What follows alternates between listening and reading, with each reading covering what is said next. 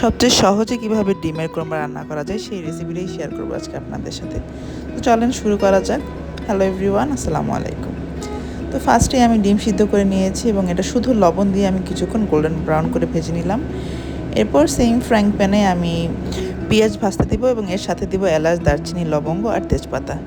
So এই জিনিসগুলো আমি সুন্দর মতো করে একদম গোল্ডেন ব্রাউন করে ভেজে নিলাম। এরপর দিয়ে দেবো এটার মধ্যে 2 টেবিল স্পুনের মতো আদা রসুন বাটাটা দিয়ে আমি সামান্য পানি দিয়ে কিছুক্ষণ কষিয়ে নেব, যাতে পেঁয়াজটাও একটু গলে যায়।